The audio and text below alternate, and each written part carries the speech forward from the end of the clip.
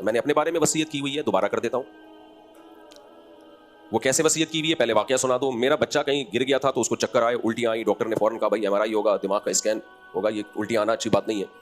مجھے نہیں پتا تھا کون سے ہاسپٹل میں جانا ہے، تو کہاں سے ہوگا. میں نے ایک دوست کو لیا، اس نے کہا چلو میں لے کے چلتا ہوں. لے کے جا رہے ہیں ہمیں، آغا خان لے کے جا رہے تھے وہ.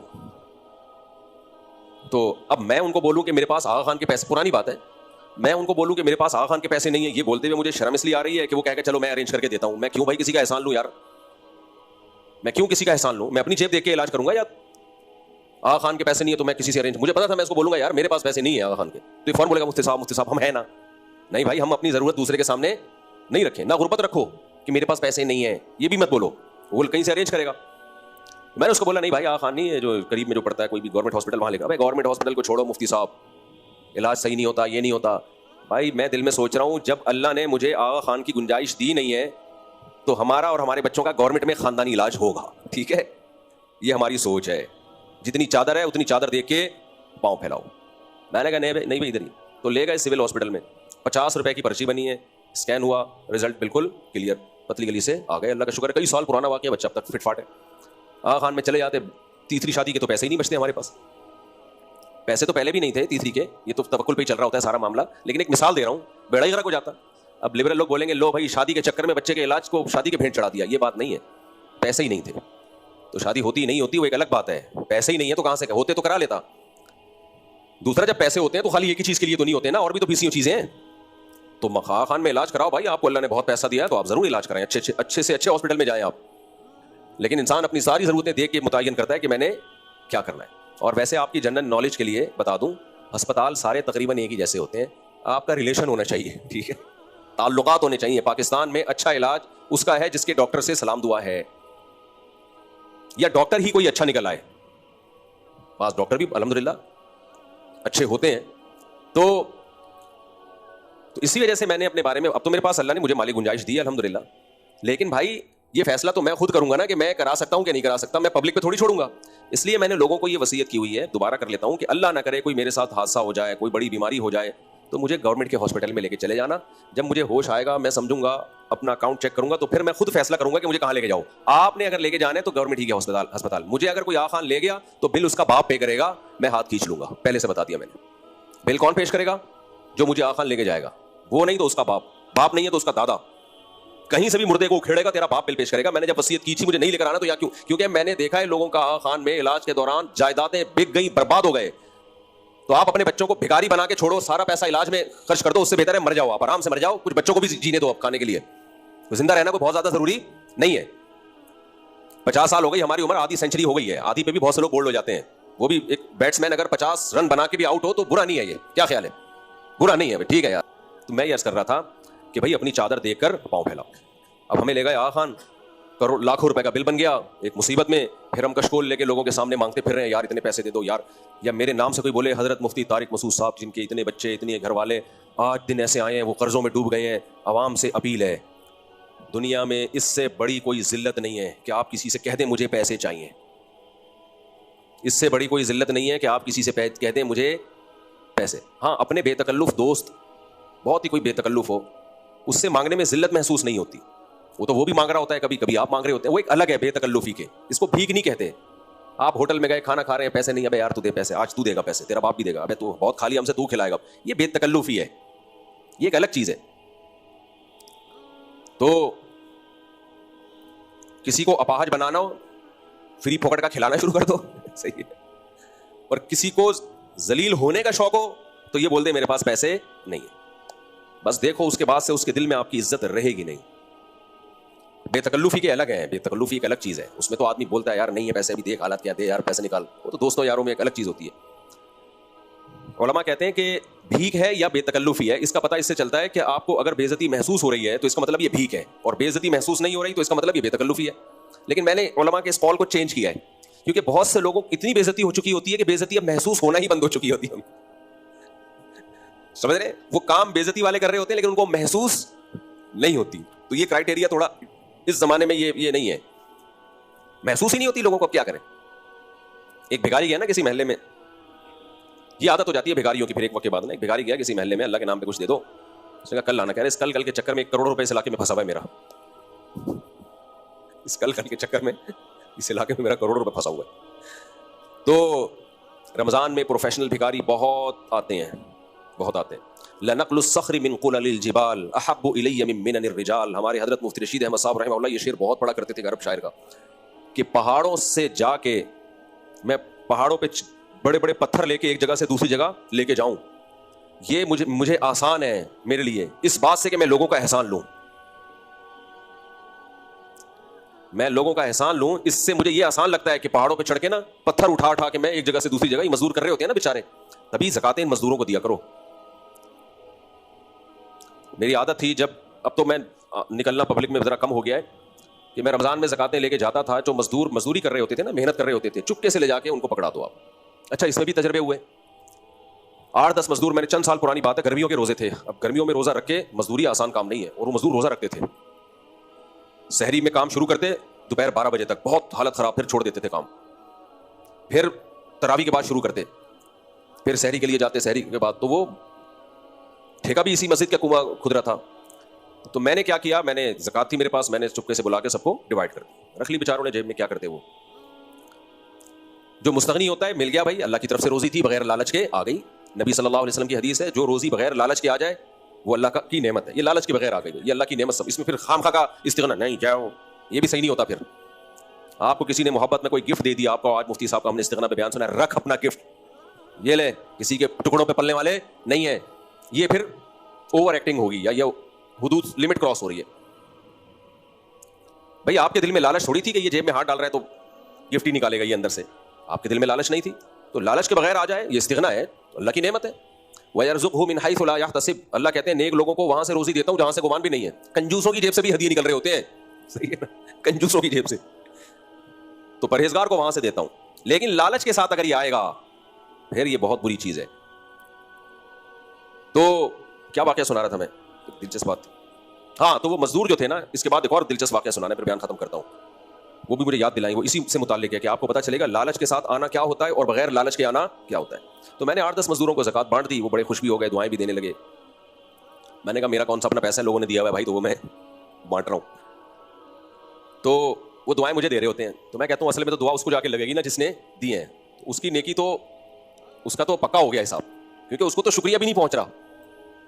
تو کہنے لگے اب کیا ہوا, ایک ان میں لالچی, اس نے جب فری کا پیسہ آ گیا نا, 4 دن بعد آیا, پھر وہ اپنی کہانیاں, قومی ترانے شروع. یہ جو بھکاریوں کے قومی ترانے جب شروع ہوتے ہیں نا, تو ایسا لگتا ہے کہ زندگی میں کبھی اس نے کوئی خوشی دیکھی نہیں ہے. میرا یہ بھی مر گیا, میرا ماموں بھی مر گیا, میرا فلانا بھی مر گیا, میرا ڈمکانا بھی مر گیا. مجھے لگا کہ شاید مر گئے ہوں, تو میں نے تھوڑے سے اور پیسے دے دیے. پھر آیا بھائی, پھر جان کو عذاب بھائی, ہر رمضان میں. پھر میں نے کہا بھائی اب یہ کچھ مرا نہیں ہے, اتنے لوگ ہیں نہیں دنیا میں جتنے اس نے مار دیے ہیں. پھر اس کی تحقیق کروائی تو اس کا کو پتا ہے کہ کام ہی یہی ہے اس کا. تو میں نے استغفار کیا کہ میں نے اس کی عادت بگاڑی ہے, کیونکہ پہلے تو کبھی نہیں دیکھا اس کو مانگتے ہوئے. تو بعض لوگوں کو ایک دفعہ دو تو ان کی عادت کیا ہو جاتی ہے, خراب.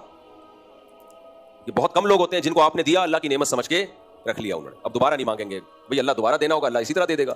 لیکن میں نے بہت لوگ ایسے دیکھے ہیں, ایک دفعہ دے دیا نا آپ نے تو بس اب عادت ہمیشہ کے لیے خراب. تو یہ پیسہ لالچ کے بغیر آئے نعمت, لالچ کے ساتھ آئے عذاب. اس کی ایک بہترین واقعہ ہے. ہم جب طالب علم تھے تو ایک کتاب میں واقعہ پڑھا کرتے تھے کہ ایک بزرگ تھے, ان کا ایک شاگرد تھا, فاقے چل رہے تھے بزرگ کے گھر میں.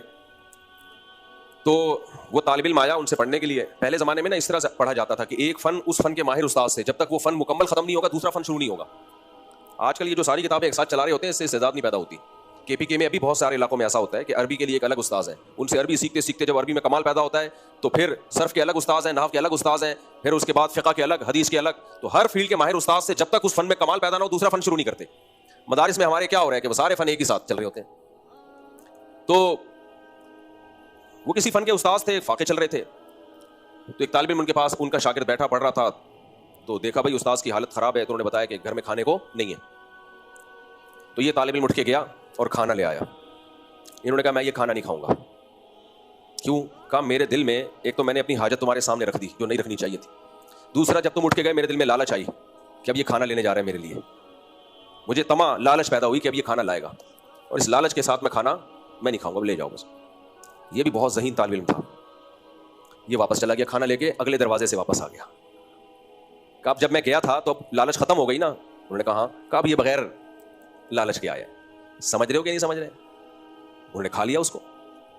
تو غریبی میں اللہ کی طرف سے کوئی سخاوت دکھا دے, آپ کو کروڑوں روپے بھی ہدیہ دے گا نہیں, لیکن ایک مثال دے رہا ہوں کیونکہ اب سب کے دل میں لالچ پیدا ہوگی, شاید کوئی آسمان سے کچھ ایسا مسیحا آ جائے. آج کل لوگ ہدیے بھی کیا دے رہے ہوتے ہیں, لوگ عید بقرعید پہ دعوتیں کرتے ہیں, کرو بھائی اپنے رشتہ داروں کی, لیکن رشتہ داروں کو بھی ہدیے میں سب سے بہتر کیا ہے؟ روکھڑا. قائد اعظم سے سب کو محبت ہے پاکستان میں. یہ لوگ غلط بولتے ہیں کہ بانی پاکستان بنا کے چلے گئے تو لوگ ان کو بھول گئے ہیں. اگر پاکستان نے کسی کو یاد رکھا ہے تو اپنے محسن بانی پاکستان قائد اعظم محمد علی جناح رحمۃ اللہ علیہ کو یاد رکھا ہے, ان کے علاوہ سب کو بھول چکے ہیں. تو جب آپ نے کسی پر محبت بڑھانی ہو, 4-6 قائد اعظم دے دیں آپ ان کو, صحیح ہے, وہ قائد اعظم کی تصویر کو چومے گا وہ. تو ہدیہ میں جب رشتہ داروں پہ خرچ کرو نا تو آپ تجربہ کر کے دیکھ لیں, وہ اس کی بات ہی الگ ہوتی ہے. صدقہ میں بھی پیسوں کو فوکس کیا کریں. البتہ غریبوں میں بعض دفعہ یہ ہوتا ہے کہ گھر میں راشن نہیں ہو, پھر پیسے اڑا دیتے ہیں چرس میں اور فضول چیزوں میں. تو پھر ایسے غریبوں میں گھر میں راشن ڈلوانا ہوتا ہے تاکہ ان کے بچے کھا لیں کم وقتوں کے. غریب کی بھی 2 قسمیں ہیں, ایک غریب جو اللہ کی طرف سے ہوتا ہے, یہ خاندانی ہوتے ہیں, ایک غریب اپنی حرکتوں سے غریب بنے ہوتے ہیں. تو اب دینا تو ان کو اس لیے ہوتا ہے کہ ان کی غربت سے ان کے بیوی بچوں کا تو بیڑا غرق ہو رہا ہے نا, تو راشن تو گھر میں جائے گا. تو ایسے لوگوں کو پھر راشن ڈلوا کے دینا چاہیے, ورنہ ایسے بھی غریب ہم نے دیکھے ہیں کم وقتوں کو کچھ پیسے دیے, چھٹے میں اڑا دیے جا کے, پھر بھوکے بیٹھے ہوئے.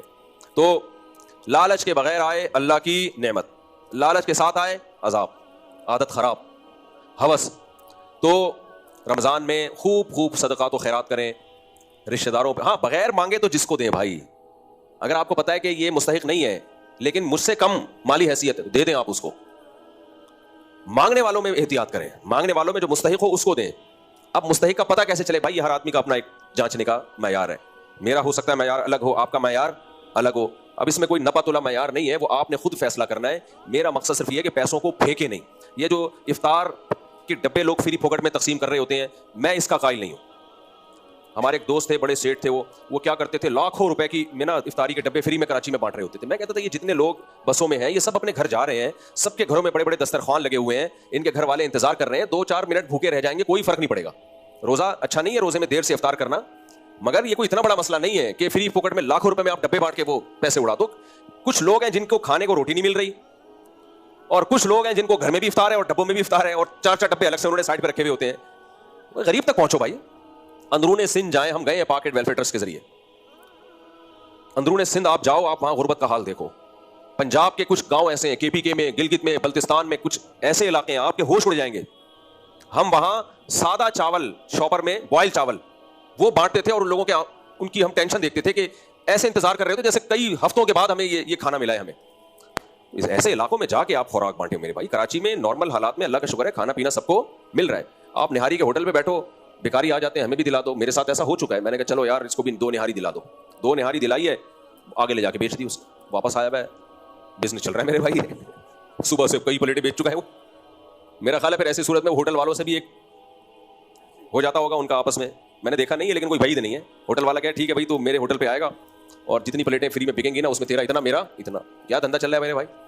تو بڑے حالات ہیں میرے بھائی. تو رمضان میں آپ خوب سخاوت کریں, لیکن لوگوں کو بھکاری بنانے کی کوشش نہ کریں, اپاہج بنانے کی کوشش نہ کریں. اللہ تعالیٰ سمجھنے کی, عمل کی توفیق عطا فرمائے. جس نے سوال پوچھا ہے بس میں نماز پڑھتے ہیں کسی مجبوری کی وجہ سے, تو آپ نے کہا تھا کہ قیام ضروری ہے, تو کیا سجدہ بھی زمین پر کرنا ضروری ہے یا نہیں؟ اگر سجدے کی جگہ آگے زمین پہ مل جائے تو کریں, ورنہ سیٹ پہ سجدہ کر لیں. اچھا بھائی, مفتی طارق مسعود صاحب, میں آپ کا کلاس فیلو ہوں اور آپ سے ملنے آیا ہوں, ماڑی پور نیول کالونی. میرا نام شاہد ممتاز ہے. کہاں ہے بھائی ہمارے کلاس فیلو کون ہے بھائی؟ اچھا جی, میں ملتا ہوں آپ سے, بیٹھتے ہیں ابھی. بیٹھے. شاہد وہ ساجد کا بھائی تو نہیں؟ ارے یار کیسا پہچانا ہے میں نے, ان سے کتنے سال کے بعد مل رہا ہوں؟ 25 سال. پہچان لیا, میں بندوں کا نام یاد نہیں رکھتا. یاد ہو, یہ میرے ساتھ سیٹ پہ بیٹھتے تھے. ساجد کدھر ہے آج کل؟ وہ کام پہلے بھی کام ہی کر رہا تھا, وہی والے کام کر رہا ہے جو پہلے کر رہا تھا, یعنی شرارتیں. اچھا کوئی ڈھنگ کے کام کر رہا ہے. ان کا بھائی تھا ساجد, 1 نمبر کا شرارتی, بڑے بڑے بال رکھے ہوتا تھا اور ہیرو بنا ہوا رہتا تھا. وہ فلمیں میں دیکھتا تھا انڈین, تو پورے ان کی اسٹائل میں گھومتا تھا. پڑھتا پڑھتا بالکل بھی نہیں تھا. صحیح ہے, بیٹھتے ابھی. مفتی صاحب, آج دوران روزہ مچھر مارنے والا اسپرے بذریعہ ہوا کے سانس میں آ گیا, جس کی وجہ سے ناک بہنے لگی اور مجھے اپنے حلق میں بھی پانی محسوس ہوا, کیا میرا روزہ ہوا؟ اسپرے خود بخود آگے چل کے آنے دو یار. تو خود سے اسپرے نہ کریں ناک کے اندر, جو ہواؤں میں گرد و غبار اڑ رہا ہوتا ہے, یہ سب چیزیں خود بخود آ رہی ہوتی ہیں, اس سے کچھ نہیں ہوتا. میرا نام اگر مچھر بھی چلا گیا نا خود بخود تو بھی روزہ نہیں ٹوٹتا. یہ تو ابھی اسپرے گیا ہے خالی, پورا کھائیں نہیں پھر روزہ ٹوٹ جائے گا. جو چیزیں کھانے کی نہیں ہیں اور وہ خود بخود حلق میں چلی جائیں ان سے روزہ نہیں ٹوٹتا. جیسے تنکا اڑ کے چلا گیا, گرد و غبار چلا گیا, یہ کھانے کی چیزیں ہیں نہیں. جو کھانے کی چیزیں ہیں نا وہ اگر خود بخود بھی چلی جائیں آپ کے ارادے کے بغیر تو روزہ ٹوٹ جاتا ہے. جیسے روٹی ہے, سالن ہے, یا پانی ہے, یا دوا ہے, کوئی دوا بھی کھانے کی چیز ہوتی ہے نا, تو وہ چلا گیا. جو انسانوں کے کھانے کی دوائیں ہوں تو وہ دوا چلی گئی تو روزہ ٹوٹ جائے گا. ہاں گناہ نہیں ہوگا کیونکہ آپ نے جان کے کھایا نہیں ہے, غلطی سے چلا گیا. ایک مسئلہ خوب سمجھ لو, بھولے سے کھانے سے روزہ نہیں ٹوٹتا, غلطی سے کھانے سے ٹوٹ جاتا ہے روزہ. بھولے سے کھانے سے نہیں ٹوٹتا روزہ, الحمدللہ. غلطی سے کھانے سے ٹوٹ جاتا ہے. غلطی کا مطلب کیا ہے؟ آپ سمجھے کہ افطار کا ٹائم ہو چکا ہے, آپ نے کھا لیا, بعد میں پتہ چلا بھائی ابھی تو اذان ہوئی نہیں ہے, سورج غروب ہی نہیں ہوا, ٹائم دیکھنے میں غلطی ہوئی, تو روزہ ٹوٹ گیا آپ کا. تو جب روزہ ٹوٹ گیا آپ کا تو قضا لازم ہے, کفارہ لازم نہیں ہے. قضا اس لیے کہ روزہ ٹوٹ گیا, کفارہ اس لیے نہیں کہ جان کے نہیں توڑا آپ نے, غلطی ہوئی ہے. اب ہمارے اہل حدیث بھائی جو ہیں وہ اس میں بھی بعض لوگ بڑی بحث کرتے ہیں. وہ کہتے ہیں یہ حنفیوں نے اپنی طرف سے نکال لیا مسئلہ. ایک تو جو مسئلہ بھی ان کو سمجھ میں نہیں آئے تو وہ حنفیوں نے اپنی طرف سے نکالا ہوا ہوتا ہے. وہ کہتے ہیں بھائی یہ کیوں, جب حدیث میں آتا ہے بھولے سے کوئی کھا پی لے تو اس میں روزہ نہیں ٹوٹتا, تو غلطی سے بھی تو اس نے جان کے نہیں کھایا نا, تو اس میں کیوں ٹوٹ گیا روزہ؟ بھائی حدیث میں آتا ہے کہ بھولے سے کسی نے کھا لیا تو روزہ نہیں ٹوٹتا. غلطی کو بھول پر قیاس کر رہے ہو آپ, تو یہ قیاس سے آپ مسئلہ بتا رہے ہو. ہمیں حدیث دکھاؤ آپ کہ غلطی سے کسی نے کھا لیا تو روزہ ٹوٹ جائے, نہیں ٹوٹے گا, اس پہ کوئی حدیث نہیں ہے. تو فوراً ایک حدیث پیش کرتے ہیں, رفع عن امتی الخطأ والنسیان, میری امت سے خطا اور نسیان یعنی بھولے سے کچھ کام کر لے یا غلطی سے کچھ کر لے تو وہ مرفوع القلم ہے.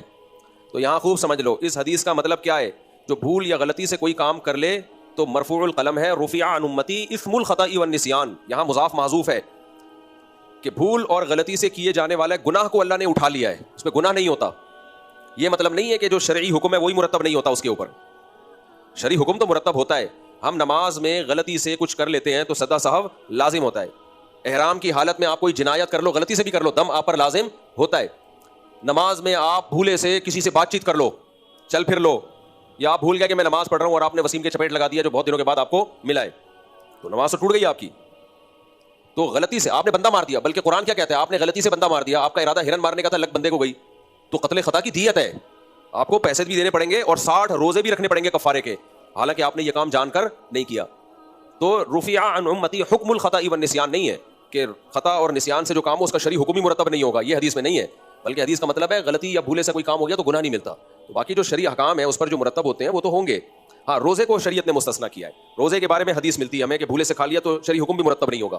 تو صرف روزے میں بھول مستثنا ہے, اس کے علاوہ غلطی سے کرو یا بھولے سے کرو, دنیا کی جو سزا ہے, دنیا کا جو قانون ہے وہ اپلائی ہوگا اس کے اوپر. تو اس لیے یہ جو ہمارے اہل حدیث بھائی دلیل دیتے ہیں کہ غلطی سے روزہ ٹوٹ گیا تو روزہ نہیں ٹوٹے گا, نہ. آپ روزے میں غرارہ کر رہے تھے, آپ کو روزہ یاد بھی تھا, فنڈر بن رہے کہ میں احتیاط سے غرارے کروں گا, اور پانی حلق میں غلطی سے چلا گیا تو روزہ ٹوٹ گیا آپ کا. اگرچہ گناہ نہیں ہوگا, آپ نے جان کے نہیں توڑا, لیکن روزہ ٹوٹ گیا آپ کا. آپ سمجھ رہے تھے کہ سورج غروب ہوگا 6:30 پہ, حالانکہ اس نے 6:35 پہ غروب ہونا تھا, اور آپ نے کھانا شروع کر دیا تو روزہ ٹوٹ گیا. آج کل میمز بھی آ رہی ہیں نا, باہر آواز آئی اللہ تو انہوں نے کھانا شروع کیا, بعد میں دیکھا او بھنڈی والا, اس طرح کی آواز آئی کوئی, وہ کہا بھائی یہ تو ہم تو فارغ ہو گئے, تو روزہ ٹوٹ جائے گا. یہاں ایک اور مسئلہ سمجھ لیں, یہ اسی پہ آج کلپ بنا کے یہ پورا سوال ڈال دینا کیونکہ یہ بہت اہم مسئلہ ہے. میں نے پچھلے سال بیان کیا تھا کہ افطار میں جلدی سنت ہے, لیکن اتنی جلدی نہ کرے کہ پتہ ہی نہ ہو کہ سورج ڈوبا بھی ہے کہ نہیں ڈوبا. اب 6:30 اگر ٹائم لکھا ہوا ہے تو کم سے کم احتیاط یہ ہے کہ 6:31 پہ افطار کریں. جو ماہرین ہیں وہ تو کہتے ہیں 2 یا 3 منٹ کی احتیاط ہو, لیکن ہم نے اور کم کر دیا, کم از کم 31 تو ہونے دینا. سورج غروب ہونے کا ٹائم لکھا ہے 6:30, تو کم سے کم کتنا احتیاط کرنی ہے, کم سے کم مرے سے مرا 1 منٹ تو احتیاط کریں. لوگ کرتے نہیں ہیں, اذانیں جلدی بھی دے دیتے ہیں. اس پہ بھی ہمارے ہی ایک عالم نے بھی اعتراض کیا اور ایک اہل حدیث عالم نے بھی اعتراض کیا کہ بھائی یہ کیا بات ہے, حدیث میں تو آتا ہے نبی صلی اللہ علیہ وسلم پہاڑ پہ کسی کو بھیجتے تھے اور وہ بتاتے کہ سورج غروب ہو گیا, جیسے ہی وہ اشارہ کرتے غروب آپ فوراً تناول کر لیتے, اور افطار میں نبی نے جلدی کا حکم دیا ہے. بھائی افطار میں نبی نے جلدی کا حکم دیا, نبی صلی اللہ علیہ وسلم صحابی کو پہاڑ پہ بھیجتے تھے کہ دیکھو سورج غروب ہو جائے تو بتاؤ, تو غروب تو ہوتا تھا نا. غروب ہونے کے بعد جلدی کی جائے گی, غروب ہونے میں ہی شک ہے کہ پتہ نہیں غروب ہوا بھی ہے کہ نہیں ہوا, پھر نہیں جلدی ہے, پھر جائز نہیں ہے. غروب ہونے کا یقین ہونا ضروری ہے. اب آپ کہہ سکتے ہیں کہ یہ جو ٹائم لکھے ہوئے ہیں 6:30 تو یقین ہو گیا نا, نہ یقین نہیں ہوا. ماہرین یہ بولتے ہیں کہ یہ جو سحر و افطار کے ٹائم نقشوں میں لکھے ہوتے ہیں یہ یقینی نہیں ہوتے, یہ یقینی نہیں ہوتے. ان میں چند سیکنڈ کا فرق بھی ہو سکتا ہے, 1 آدھ منٹ کا فرق بھی ہو سکتا ہے. ایک تو اس لیے بھی یقینی نہیں ہو سکتے لوکیشن کے اعتبار سے. کراچی اتنا بڑا ہے نا, میں نے ایک ایپ رکھی ہوئی ہے موبائل میں کہ وہیں کی لوکیشن کے حساب سے وہ بتاتی ہے کہ سورج کب غروب ہوگا. آپ کراچی کے ایسٹ میں چلے جائیں, اس ایپ پہ کلک کریں تو وہ ٹائم کچھ اور بتا رہی ہوگی. کراچی کے ویسٹ میں جا کے جب ایپ پہ کلک کریں گے تو 1 منٹ کا فرق بتا رہی ہوگی وہ ایپ. جی بہت ساری ایپ ہیں, اب آپ خود سرچ کریں نا, اس جو کرنٹ لوکیشن بالکل بتا رہی ہوتی ہے. تو اس سے بھی فرق پڑ سکتا ہے. اور اس سے امپورٹنٹ بات یہ ہے کہ دیکھو آپ ایک پیالے میں ایکسپیریمنٹ کرو, تجربہ کرو. اب لوگ جب ہم یہ باتیں کرتے ہیں اتنا پیچیدہ نہیں ہے اسلام, اتنا پیچیدہ نہیں ہے. اتنا پیچیدہ کا مطلب یہ نہیں ہے کہ اللہ کے قانون کی کوئی حیثیت ہی نہیں ہے. جب کہہ دیا کہ غروب آفتاب سے پہلے نہیں کھانا ہے تو 1 سیکنڈ پہلے بھی کھاؤ گے روزہ گیا آپ کا. اسلامی حکام آسان ہے, لچکدار نہیں ہے. سورج غروب ہونے کا یقین ہونا ضروری ہے. نبی ان کو پہاڑ پہ بھیجتے تھے کہ بتاؤ اپنی آنکھوں سے دیکھ کے سورج غروب ہو گیا. آپ یہ بھی کر سکتے تھے اندازے سے کہ پہاڑ پہ جانے کی ضرورت نہیں ہے, بس تھوڑا سا اندھیرا ہو رہا ہے چلو کھا لو. بھائی یہ یقین تو کرتے تھے نا کہ غروب تو ہو. اب اس میں کوئی کہتا ہے اتنی اسلام میں پیچیدگی کہ پہاڑ پہ بندے کو بھیجا جا رہا ہے, وہ جھانک کے بتا رہا ہے سورج غروب ہو گیا. اندازہ لگا لو ہو گیا کہ نہیں ہو گیا. نہیں بھائی یہ دیکھا جائے گا کہ ہو تو ہو, یقین تو ہو کہ غروب ہو گیا ہے. اب یہ جو ماہرین فلکیات ہیں یہ کہتے ہیں یہ جو ہماری کیلکولیشن ہوتی ہے نا یہ 100% یقینی نہیں ہوتی. اس میں چند باتوں سے فرق پڑ سکتا ہے. ایک فرق اس سے بھی بہت پڑ سکتا ہے. یہ خوب سمجھیں اس مثال کو. جو فلکیات جنہوں نے پڑھی ہوئی ہے نا وہ یہ مثال سمجھتے ہیں. آپ ایک پیالے میں پانی بھریں اور اس میں سکہ رائج الوقت ڈال دیں. آپ اٹھنی ڈال دیں, اٹھنی پتہ نہیں آ رہی ہے کہ نہیں آ رہی, کوئی سکہ ڈال دیں, 5 روپے کا سکہ ڈال دیں آپ اس میں.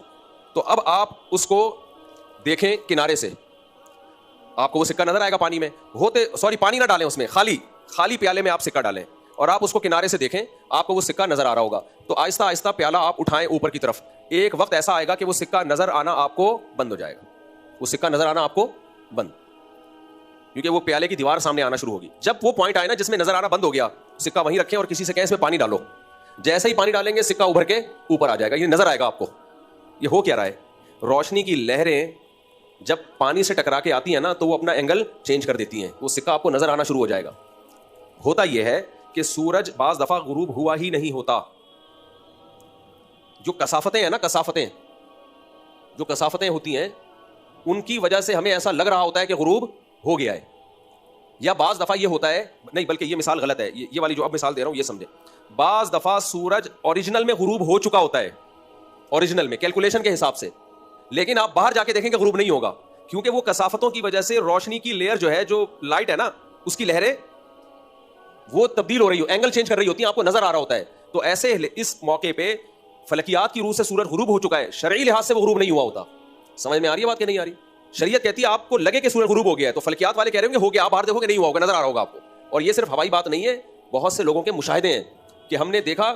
ہمارے حضرت مفتی رشید احمد صاحب تو فلکیات میں بہت ماہر تھے, وہ فرماتے ہیں میں نے خود مشاہدہ کیا ہے کہ کیلکولیشن کے لحاظ سے فار ایگزامپل سورج غروب ہوگا 6:30 پہ, باہر جا کے دیکھا نظر آ رہا تھا سورج غروب نہیں ہوا تھا. وجہ کیا ہے کہ ویسٹ کی طرف اتنی کثافتیں, گرد و غبار اتنی تھی کہ وہ سورج جو غروب ہو چکا تھا نا اس کو ریفلیکٹ کر کے اس کی روشنی کو دکھا رہی تھی. وہ تو شرعی لحاظ سے وہ غروب تھوڑی ہوگا, ہمیں نظر آ رہا ہے بھائی وہ. تو اس لیے 1 منٹ کی احتیاط کا فائدہ کیا ہوگا کہ تقریباً یقین ہو جائے گا کہ بھائی اب ہر لحاظ سے غروب, شرعی لحاظ سے بھی غروب ہو چکا ہے اور فلکیات کے لحاظ سے بھی غروب ہو چکا ہے. تو یہ احتیاط اس لیے ضروری ہے.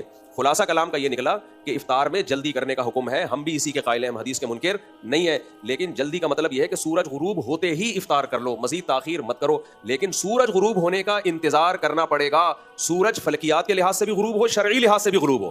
تو ان نقشوں میں فلکیات کے لحاظ سے غروب ہو چکا ہوتا ہے, شرعی لحاظ سے غروب ہوا نہیں ہوا اس کا ہمیں پتہ نہیں ہوتا. بعض دفعہ آپ دیکھو گے تو نظر آ رہا ہوگا, خود تجربہ کر کے دیکھ لو. جب زیادہ گرد و غبار ہوگا نا ویسٹ میں تو سورج کیلکولیشن کے لحاظ سے غروب ہوگا, لیکن آپ کو اس کا کنارہ نظر آ رہا ہوگا. تو تھوڑا سا انتظار کر لو, جہاں سارا دن بھوکے پیاسے رہے ہو. تو اتنی جلدی مت کرو کہ ابھی غروب ہوا. اور اذانوں میں مؤذن لوگ بالکل احتیاط نہیں کر رہے ہیں آج اذانوں میں. پھر بعض دفعہ یہ ہوتا ہے مسجد کی گھڑی آگے پیچھے ہوئی بھی ہوتی ہے, اسٹینڈرڈ ٹائم بھی چینج ہوتا ہے. پتہ ہے آپ کو جو معیاری اسٹینڈرڈ ٹائم ہے نا وہ بھی سائنسدان چینج کرتے رہتے ہیں. تو اتنی ساری چیزیں آ گئیں.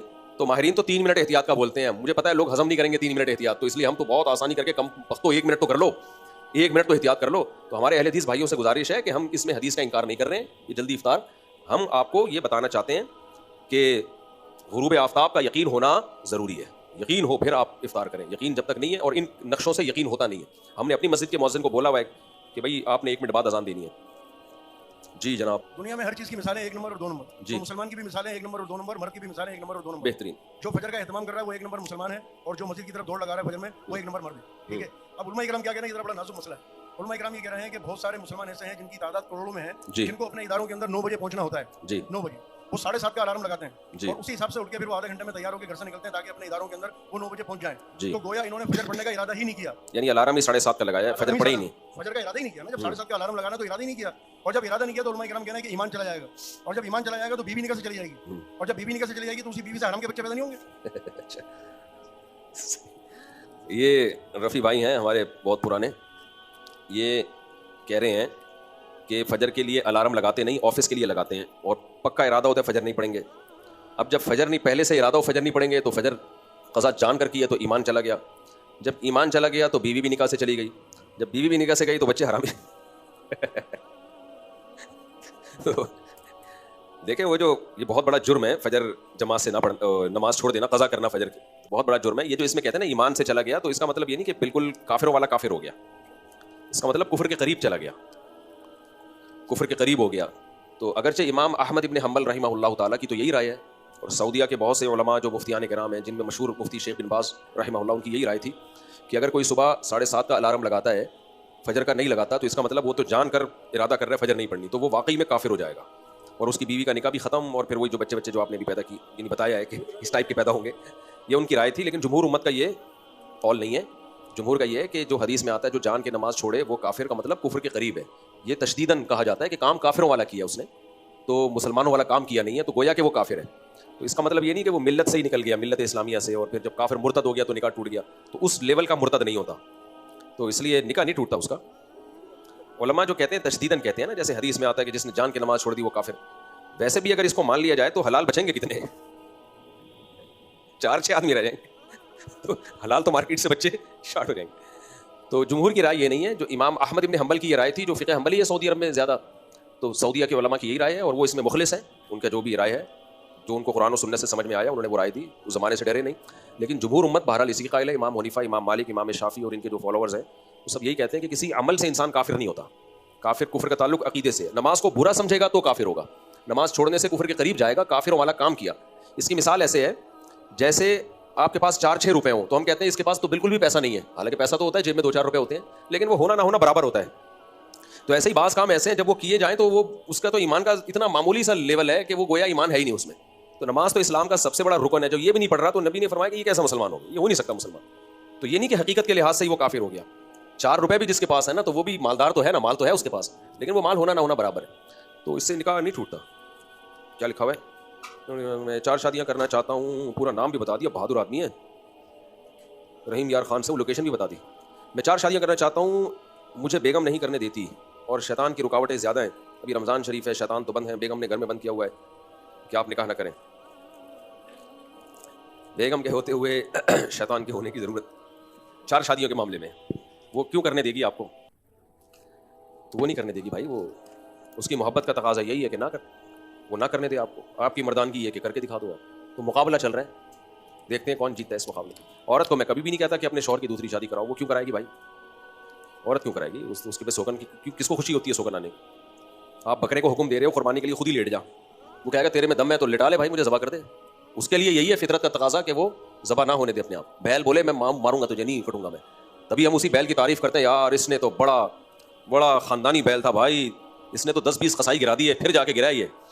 वो बैल कभी भी अच्छा नहीं समझा जाता, आप आए और वो पहले से लेटा हुआ इंतजार में, आप ज़बा कर भाई। औरत की मोहब्बत ये है कि वो ना करने दे, आपकी मर्दानगी है कि करके दिखाएंगे, ऐसी की तैसी, जिसने रोकना रोक। बाहर इतना ज़्यादा ख़वातीन को रुकावट नहीं डालनी चाहिए कि वो फिर ज़िना की तरफ चला जाए। थोड़ा इत्तेदाल से काम लो, तकदीर पे राज़ी रहो।